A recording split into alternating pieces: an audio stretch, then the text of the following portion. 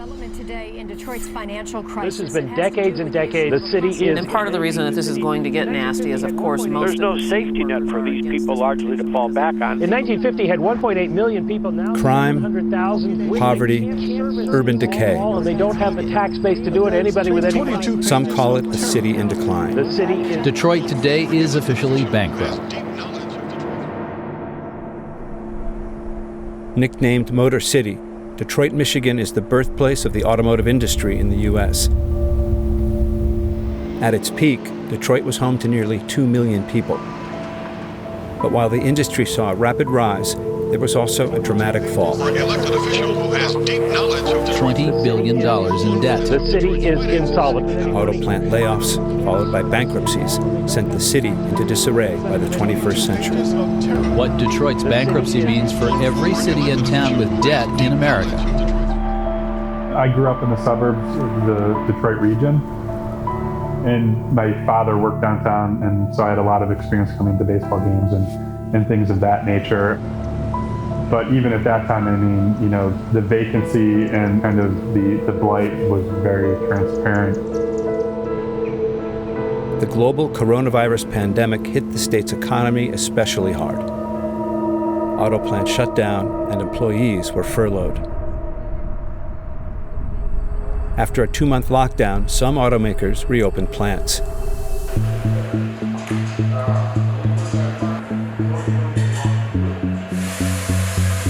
To ensure safety, companies imposed new safety measures, including screening employees, the use of face masks, and social distancing.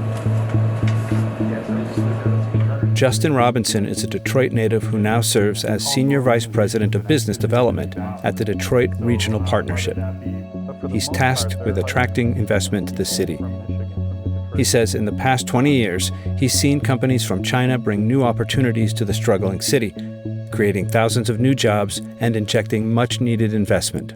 We have nearly 1,400 foreign firms here in the Detroit region. They employ nearly 150,000 people. Very large percentage of those are automotive, and the fastest growing percentage of those over the last decade have been Chinese companies investing in the market.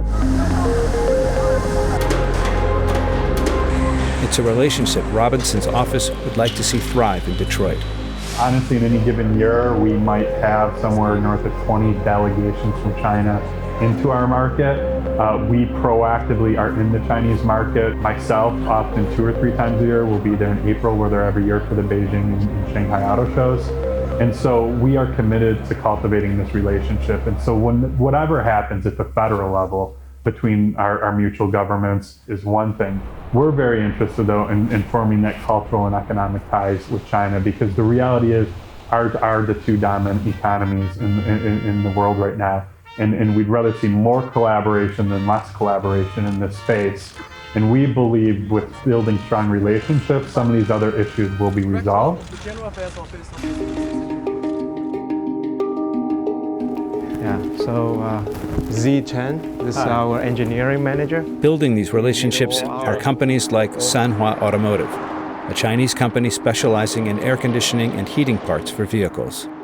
This is small valve. Again, in order to enter the market, we avoid more than 100 patents from our customers and create our own patents for more than 60. So we cannot say it's a copy. It looks similar, but still creation.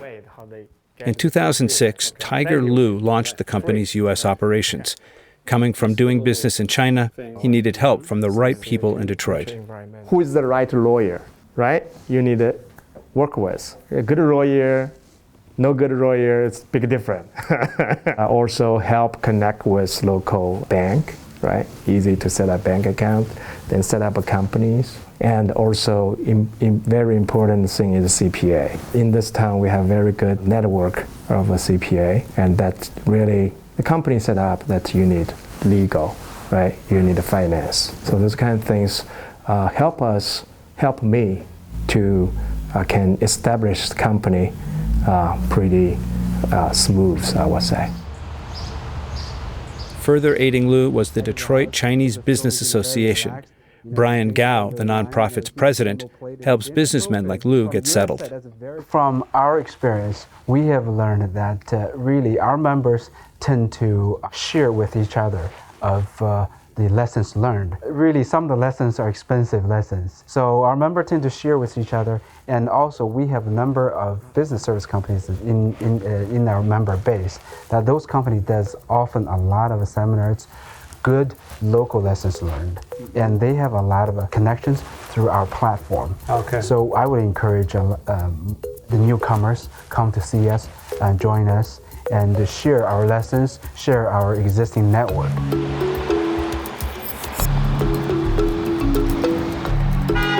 U.S. has very different labor culture, business management culture. So I would say many first-time comers tend to, because of the network restriction, they could not find the most suitable management team as well as how to manage the labor union relation. So that's the biggest mistake I see quite often. Hey, sir. After celebrating just 10 years in the U.S. market, Lou's company reached a milestone, $50 million in North American sales, a number Lou hopes will grow as the company expands. These valves will be manufactured in the U.S. in order to protect them from tariffs on foreign goods. It's not huge difference between we make here or you make China. It's because it's really not labor intensive. It's high-tech, high-value components. Okay. Yeah, so that makes sense to produce here and give customer better service. With this new location, Lou hopes to further the bond with his customers. Everything successful is built on trust. Without that, everything just goes apart. One saying in Chinese we always say for business, before we do business together, we make friends first. I think that's just simply as is. We need to trust each other first. First of all, we're working with our customers with so long time. We cannot come here if we without trust between our customers and us also.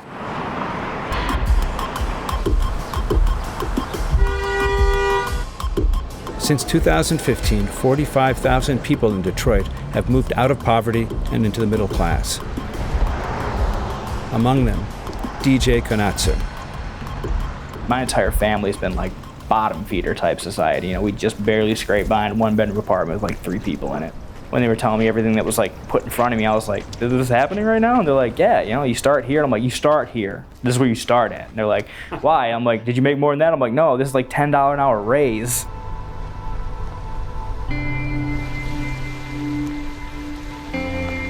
DJ was delivering pizzas and struggling with health problems until he began to work at NAAPCO, a Chinese-owned drive shaft manufacturer.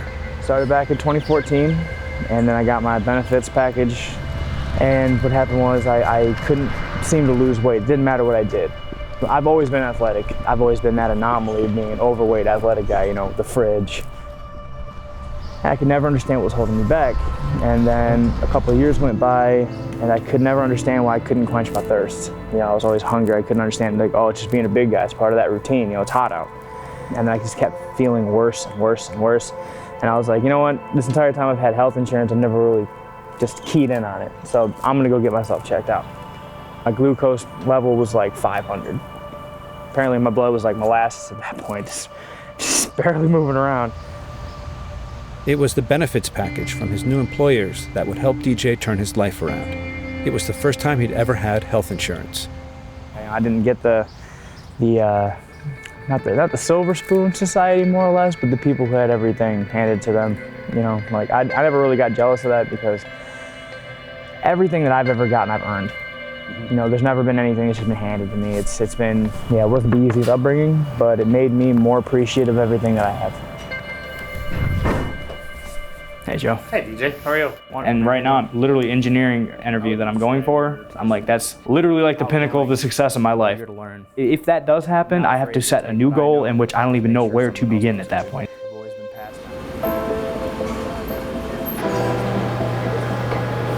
For that new goal, DJ has his eyes set on a university degree. They told me that they'll reimburse you for school if you go back. If you want to go back to school to actually procure more knowledge in engineering, they'll actually reimburse your stuff. So I was like, wow, don't mind if I do.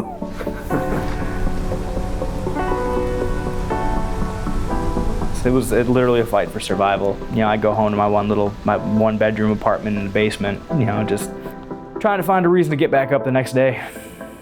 Kind of depressing. But hey, this is where I am now.